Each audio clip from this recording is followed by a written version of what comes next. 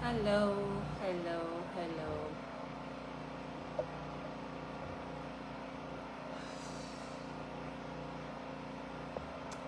Good evening, good morning. So I'm trying to find the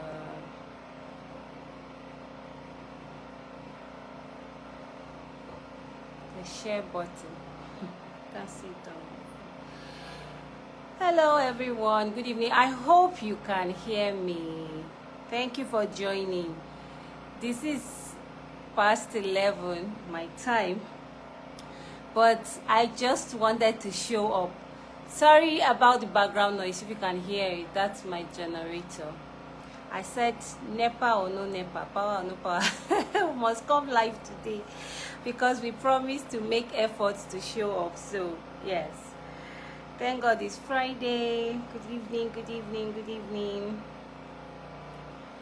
Let me see if I can. Thank you for joining. Thank you so much. Thank you. So I decided not to enjoy my music today because I have natural music playing in the background.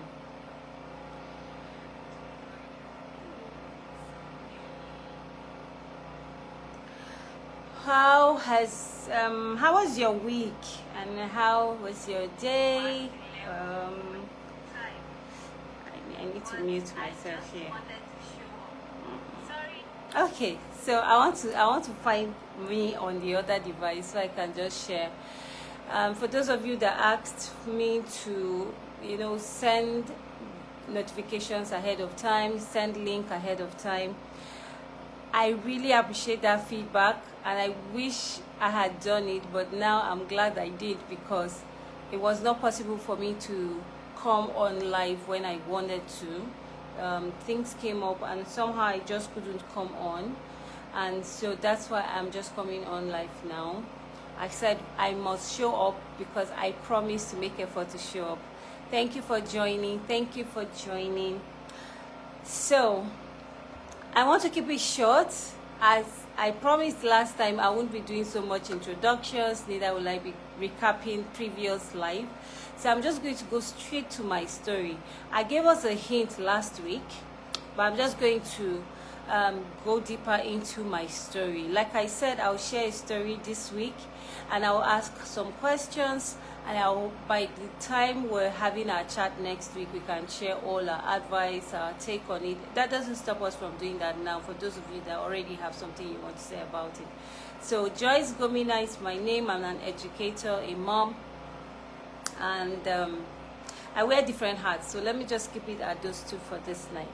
Now, my story for tonight is a real life story. Like I said, I would always let you know if I'm just imagining it, if it is real or not. So this is a real life experience. In one of the schools I taught, I had a year 3 child that I taught. I'm going to be calling him, what name do I give him? Let me call him James. Okay, so I had a year 3 student, his name James. So there's this thing we do where teachers would give you like a handover note. So you get a handover note from the teacher that taught the child previously, just giving you a summary of their experience with the child, a little bit of their own description of who the child is, their strengths, their weaknesses, and all those different things anyway, and how maybe if there were goals they set, which ones they were able to achieve, which ones they were not able to achieve, something about their behavior, and all those different things anyway. So different schools have different templates and different styles of doing their handover report. Is it a handover report? Is it called a handover report?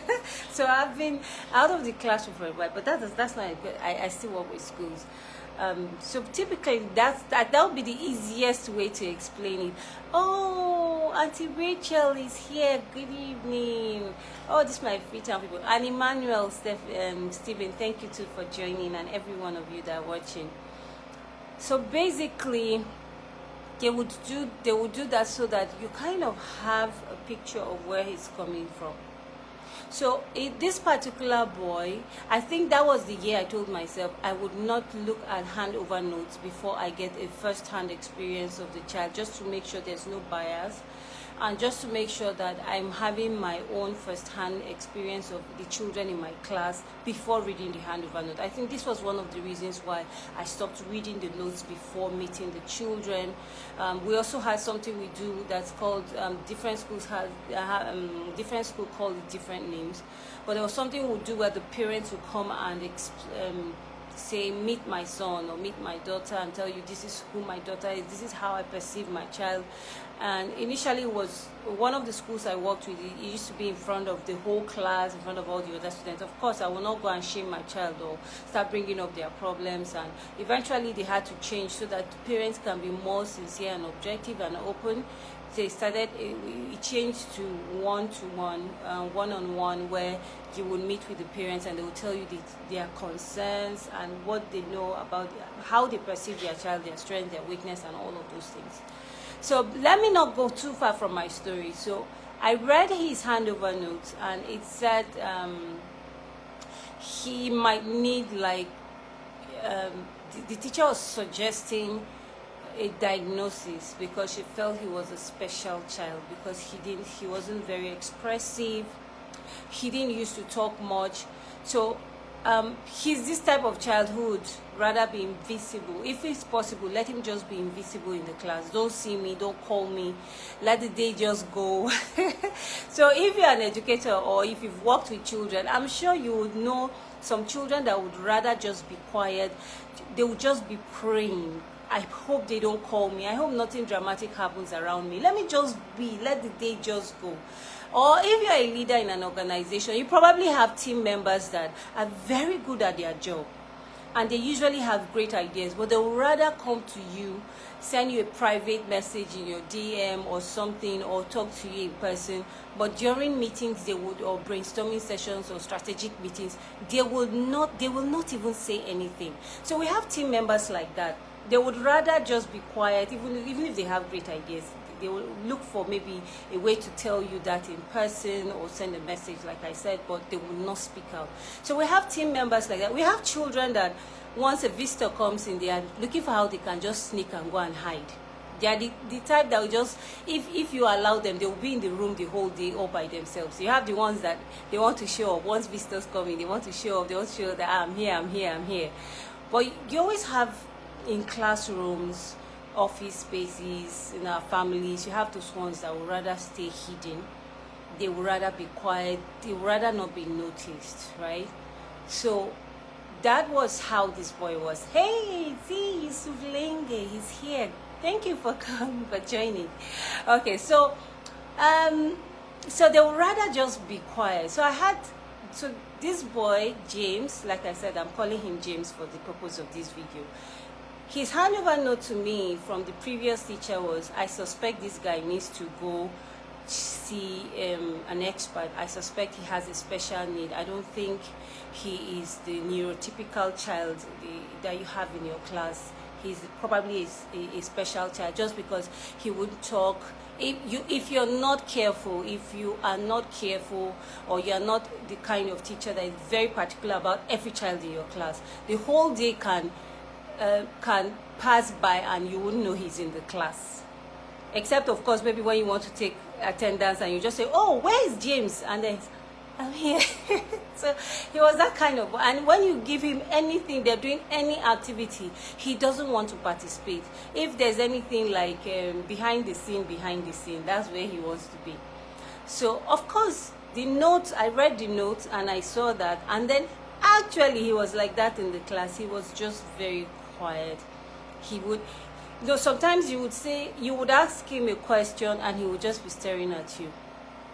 And you're like, say something. You'll be trying to encourage him. Say something. Sorry, let me mute this. So you're trying to say, you say something, James.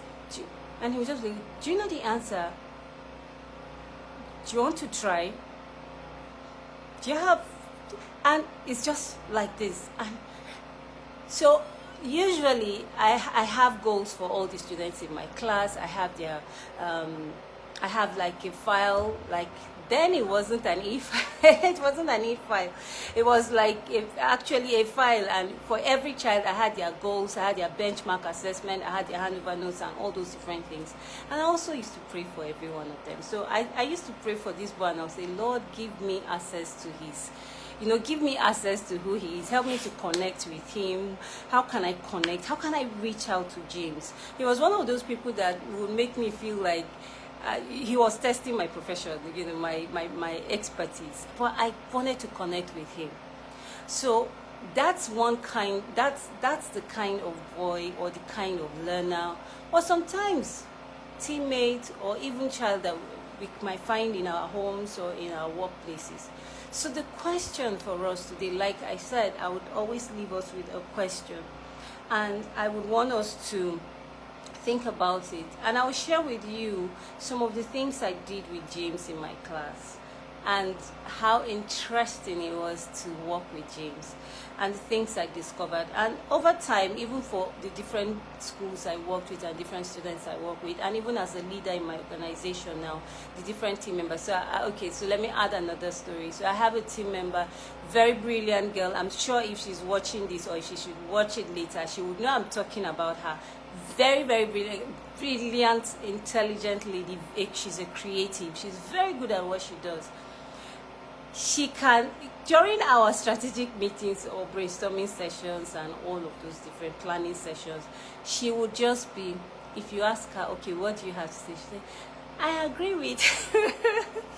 Oh yes, I think that's a great idea. But I know the kind of ideas she would share with me. Sometimes I would have to like say, okay, so can you tell us what you told me? I start saying it, and then I call her. I say, please just explain. This was actually her idea. Just bring, and she's like, oh no, why did you do that to me?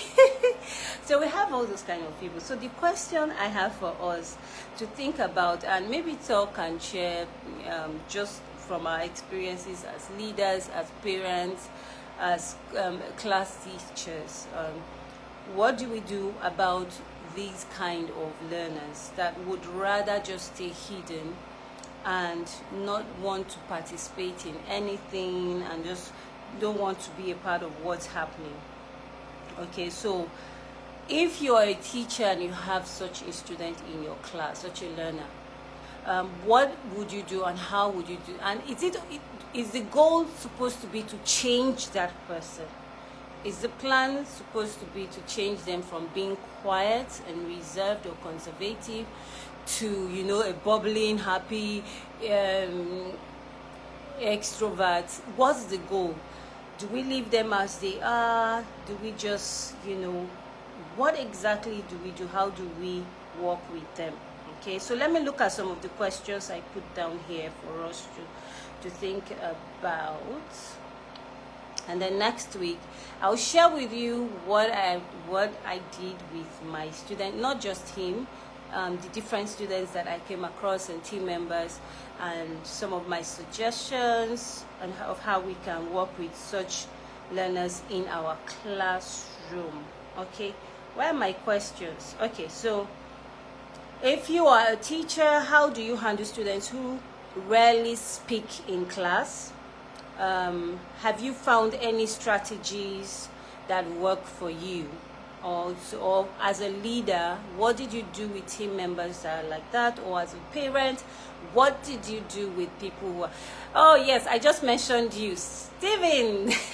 I said it before you came in that I'm really sorry I didn't share the link ahead. Today didn't go as planned. I just promised myself that I will make effort to show up, because like I told you on my first live, my disclaimer was, I'm not sure I would always show up. I would make effort. So I just had to make effort to come.